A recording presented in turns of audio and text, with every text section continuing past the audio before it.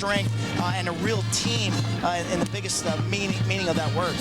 And they, of course, will take on Syracuse in a dream matchup for a semifinal, as one of the matchups waiting on the other side is Maryland in the... Can't keep his feet, and this is typical Syracuse lacrosse. They'll sting it in transition. Now, defense position, and they just don't leave their men. It's too late.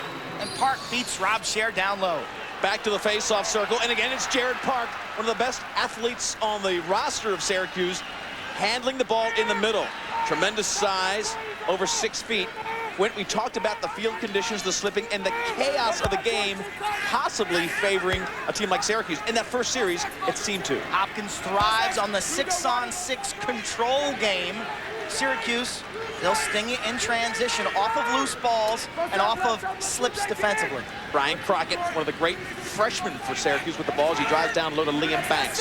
Springer, the finisher, gets the ball, number 10, 6'4". The matchup there very much critical with Chris Watson playing defense. Watson gets a slide onto Springer. They get the look. And it was Nee who came in on the slide and couldn't finish.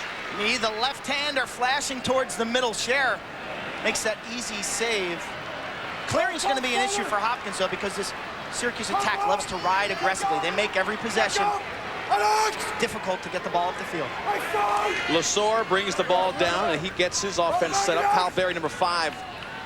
Back to Lesor behind at X. Benson usually on the crease with all his height, number 13 at 6'4". This is Peter Lesor.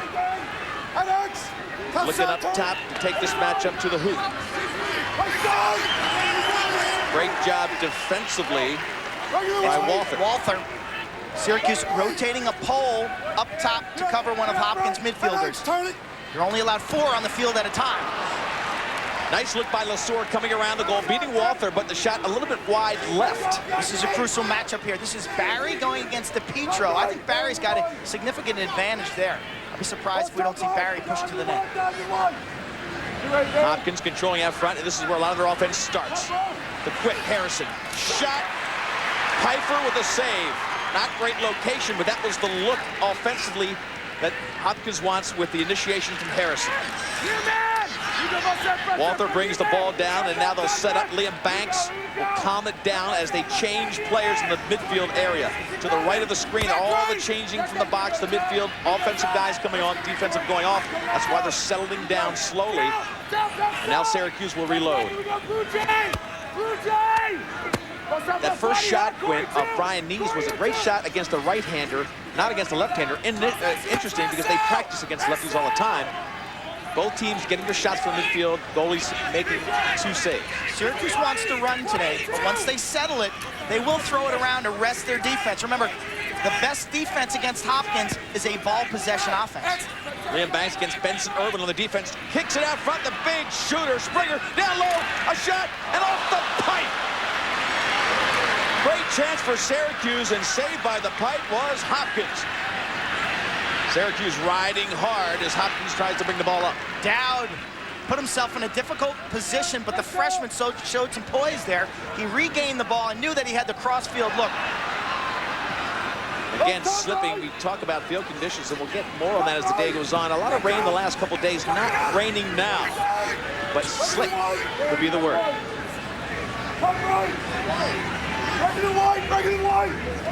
Substitutions in the box as you see McDermott rather, just slowing it down as Hopkins now reloads with Kevin Boland out in the midfield.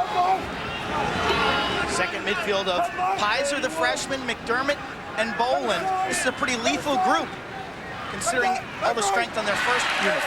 McDermott tried to hit the man at X, and it was pushed out of bounds. All throughout the game, we'll have our partner Joe Beninati on the sideline. Guys, the skies are threatening. It's unseasonably cool here in Baltimore, but what concerns these teams the most is the field. This condition of the field, whether or not the natural grass will drain. It's not sloppy, but it is slick. Will the Dodgers be able to dance today? That's the big question. Back to you. Thank you very much, Joe. And slick has been the word so far. We've seen multiple players falling 61 degrees. We've had torrential rains all week. There's been a tarp on this field, but I think this field favors north-south Dodgers, guys who can go to the goal hard. If you need to stop and plant, like a guy like Mike Powell and Kyle Harrison, truthfully, I think they're not going to be as effective on this slick surface. Syracuse now controlling the ball up front. The young midfield back in. This is Michael Powell switching up to the midfield area, number 22. They roll him up top. Watch inside. This is trouble. And Springer gets the second goal.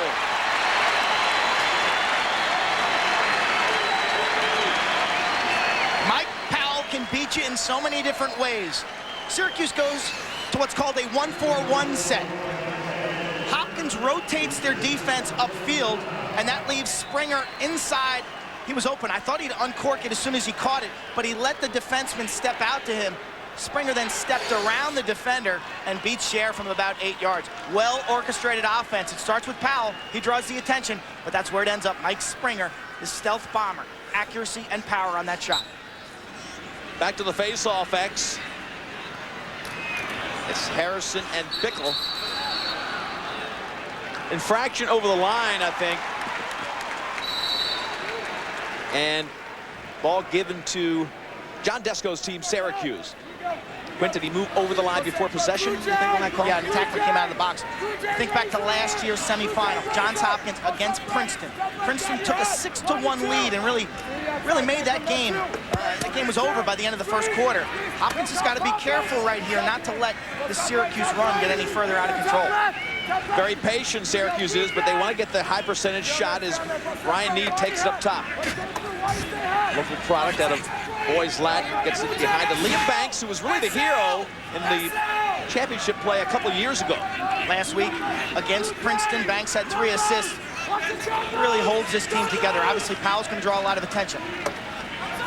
Shots 4-1 in favor of Syracuse. You see Harden playing right there. Springer again in front. Again, very much of the red zone. He gets the shot off, but he bounces in front of the crease. And Scher lighting up his defense with communication, saying, get on him. Dave Petramala, 3rd season at Johns Hopkins, 33-7. A tremendous job. They think he is the guy that'll bring this team back to prominence and in championship form. Syracuse maintains control. So far, a pretty good theory, a pretty good system of their offensive flow. Ball goes out of bounds on the shot. Hopkins chased it. Powell to the ball, and Garvey gets it back. Powell slipped in his attempt to chase that ball down, and Garvey hustled that one out. But right now, Syracuse is getting their shots, and Powell, you see how much time the ball is in his stick, and that's exactly what you want for Syracuse. He's going to control the tempo, draw the double team, and spin the ball. And Coach Desko has got to be very happy with this first 7 minutes. You know, their game last week up in the Carrier Dome, they just steamrolled the Princeton team. And you wondered, would that continue? And yes, so far it has.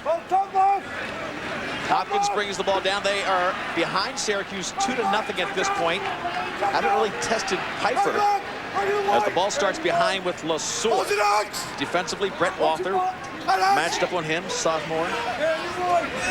LeSueur takes him way out to the wing, gets a little bit of running room. The short stick matchups, keep an eye on that. That's what this is. Look at the short pole of the defenseman Walther. That's what both teams will try to isolate on. LeSueur gets a little bit of double teaming on the defensive end for Syracuse. Syracuse helping back to the right-handed shot, and Pfeiffer gets a stick on the ball. Crease violation. I can't believe it. Benson was lying in the crease, and they give him the goal. Now they're taking it away. Good call by the offside official because Benson was lying in the crease. I can't believe that he'd even signal goal there because it was clear and obvious that Benson had fallen into the crease. So no goal, Syracuse ball, and they clear it quickly. Back in the stick of Michael Powell. That Hopkins offense right there, Leaf, that is not a signature offensive possession for Hopkins. Multiple passing, triangular passing. And all we saw was LeSueur back in and take that weak shot from the wing. That is not how they play offense. Roll back to the right-handed shot. Pfeiffer made the block, and of course, it was the scramble that caused him some problems. But the ball back to Syracuse. No score yet for Hopkins. They have 2. The Orangemen do as they go from the right-handed side back over to Powell. Liam Banks behind. Now Michael Powell starting behind. He's got a long pole on him to see if this matchup is something he'll exploit. Powell with his great quickness looking to give the ball up inside. He does with a shot and a goal. Great job by Syracuse. to get the cutting Greg Rommel, the freshman, one of the great-looking young kids on this team. Rommel from Powell. Syracuse burning Hopkins with off-ball movement. Rommel's number 9. He's inside. You see him flash towards that near post. The coverage is there, but it's late. And Rommel catches and redirects. Super slow-mo pass drop share to the offside. Beautiful location on that shot from the inside. Powell with 2 assists, Park with a goal, and Hopkins is against the ropes. They call a TO. Timeout for Hopkins and Greg Rommel, one of the great stories. This team decimated by graduation last year, but the young kids are really doing a great job. Q, talk about your keys to victory for each of these teams. Right now, Hopkins, they're on the ropes. For Syracuse, create chaos, and we saw that on their first goal. Transition goals, that's the name of the game. Defensively for Syracuse, you've got to slide, double team, rotate your defense, and recover. Remember, Hopkins, they love the passing game on offense. For Johns Hopkins, face-off control will be crucial, and scoring runs. This year, they've gone on some monster runs. Last week, it was a 7-1 run against Towson. The week prior was a 13-1 run against Army. So they've gone on a signature scoring run in every game.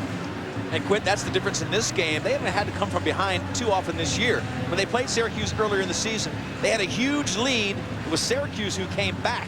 Today, Syracuse has the lead in the first quarter. Take a look at our telestrator. You'll see a 1-4-1 set where Powell will drive the right side, and then Rommel will set up in here, and they flash towards the post. They just clear out some space, and the two players work together there, and Rommel just nothing complicated on that play. All right, Joe Beninati, you're down on the sideline. What's going on? Guys have missed assignments on the Hopkins side. They're driving the defensive coaches crazy. They're saying that they're going too soon. They're sliding too early to defend. On the Syracuse side, they want to continue that thrust, so they want to keep it spread. Stay wide, force the help to come. Thank you, Joe. Lou Braun in for the faceoff. A change in the faceoff X for Hopkins. Braun moved early, so they give the ball to Syracuse.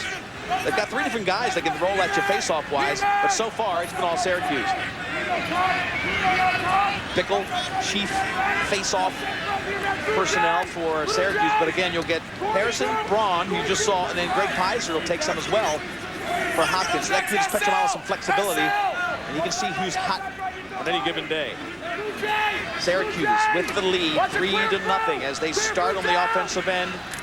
Sean Lindsay had a tremendous knee injury. You see his knee wrapped up, his right knee, last year. But this year has come back to be a true leader in that first midfield, along with 2 freshmen, this being one of them, Ryan Crockett. Back up top, Lindsay just puts it wide left. Liam Banks backs it up. Lindsay is one of the most accurate midfield shooters in the country, 40%. He is really lethal from about 10 yards and in. Springer getting in close. Left-handed shot comes off the iron. He goes to the sideline, and they're going to give it to Hopkins. Closest to the ball on the shot for possession. It seems real apparent as we look at the series history in NCAA play. The last 4 meetings have split in the NCAA finals, but you got to go pretty far back for that, 1989, 1984, and 85. Hopkins right now really struggling defensively. They're having problems in their individual matchups. They're slipping. That time Springer got a nice shot off. And they're double teaming too early, which is opening things up inside. Kevin Boland, who has had huge goals for this team over the last couple of years, number 12, brings the ball behind and gives it to Kyle Berry. Berry, the sophomore from Haverford, Pennsylvania, really a stable player on that team. The ball will usually go back to Berry and initiate from number 5. Right now, Greg Pizer. Great move inside. Pizer dishes it. 2 more passes. Shot by McDermott. And Hopkins is on the board. Great ball movement.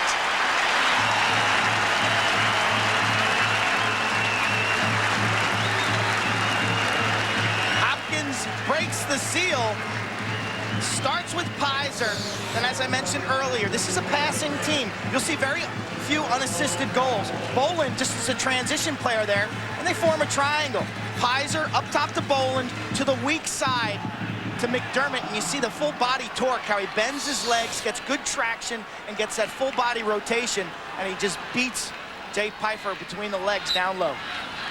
Back to the face-off X, back to Harrison taking it. He's on the fast break. Talk about signature plays for Hopkins. They have one here. McDermott loses the ball in close, and they get it back to Piper. Well, that looked sensational for the Blue Jays, Quint. They got the fast break that Harrison has been doing all season long. We can talk about fast breaks and face-off domination, but when Bickle pops it forward or Harrison pops it forward, that's a crucial point in this game, because that is what determines which team's going to go on runs. 2, 3, 4 goals in a row. Face-off play and goal play. Really, the two question marks today. And of course, in the earlier matchup, we talked about it, it was two different halves. It was Hopkins dominating the first half, Syracuse dominating the second half. They won 15-14. The only blemish on the record of Hopkins. Here comes Michael Powell. He backdoored his defenseman, but then Liam Banks got handcuffed by Pizer. Nice play, starting with D, and then Powell backdooring. The footing is a huge issue. Garvey overplayed on the perimeter, and you just can't trust your footing right now. It's got to be very difficult to play defense on both ends. Play called from Hopkins behind. now in his zone. They're packing it in. Key outside shooters are going to be Springer. He's inside right now, and Lindsay. Syracuse recognizes that the zone is in play. Now they'll go to more of a 1-4-1 setup, more like an extra man, an EMO, with Banks behind working the X. Powell down low, that's the right-handed shooter spot. This may be the answer given the field conditions. Let's see if the patience of Syracuse to rework it, because the offense has a different look against the zone. Great cannon shot. Nothing but muscle from Brian Nee, the pure finisher on the left-handed side. He ran it like an EMO. Too much firepower on the perimeter. And that is why teams very rarely will play a zone against Syracuse. The stick work is precise. Banks, quarterbacks from behind. He plants his feet. Not sure if Scher was screened on that, but he never really got any positive movement towards the ball. As we take a look at Brian Nee, the lefty sharpshooter, boys Latin school, and he fits this offense very well. Back to the face-off X as you look at the sideline of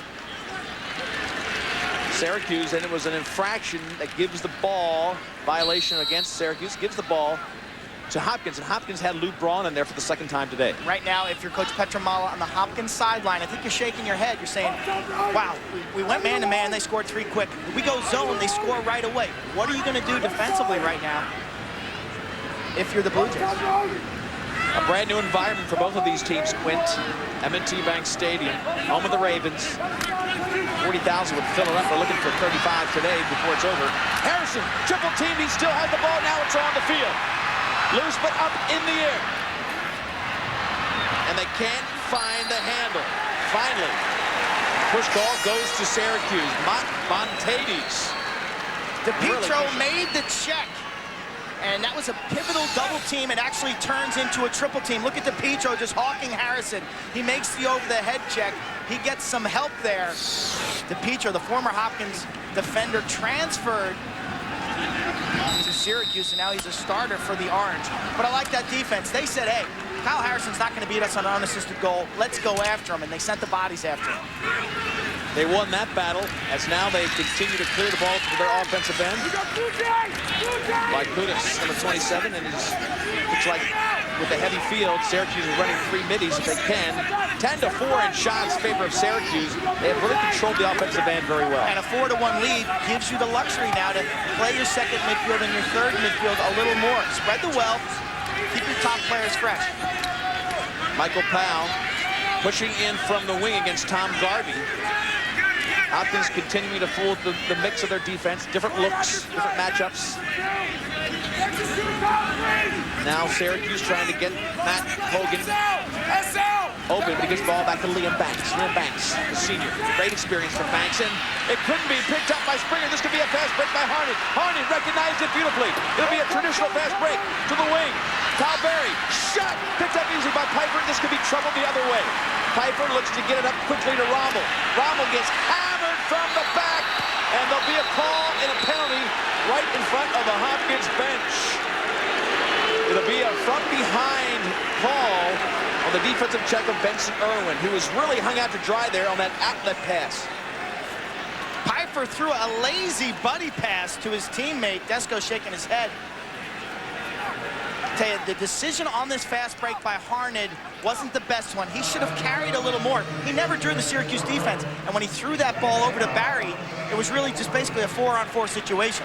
He needed to press, to step in, draw the man, and then kick it. Nice save by Jay Piper, though. They were giving Harned the open road. He has no shots, no goals on the season for Harned, so they weren't really worried about him taking a shot. Extra man. First extra man play of the day off the iron. That was Michael Powell down low for the right-handed shooter. 6 on 5 now. Extra man for Syracuse leading 4-1 first quarter action. Springer up top. They look for a 3-3 setup. Big shot right into the stick of Scher. Great save by him.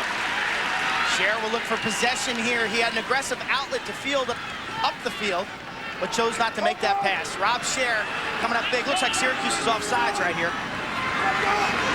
No, they're not. They were on a substitution. It's a nice job by Hopkins to kill that penalty.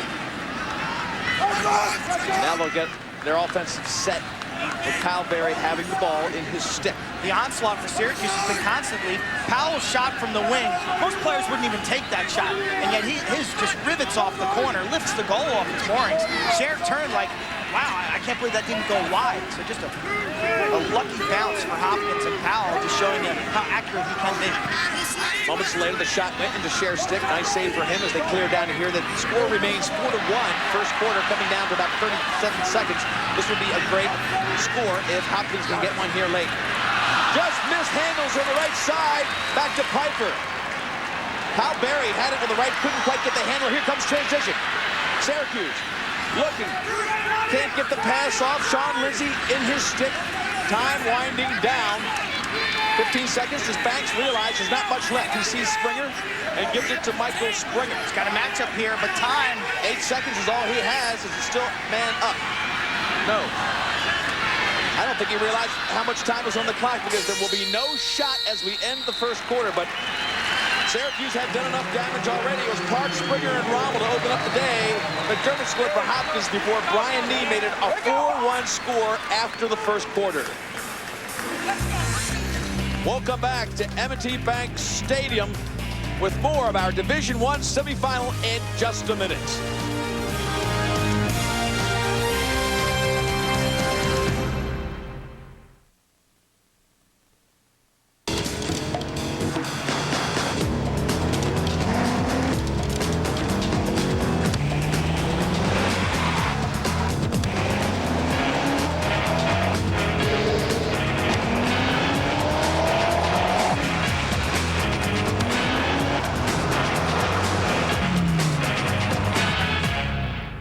I win.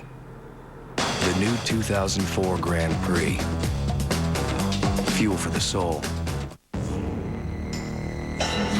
Yeah.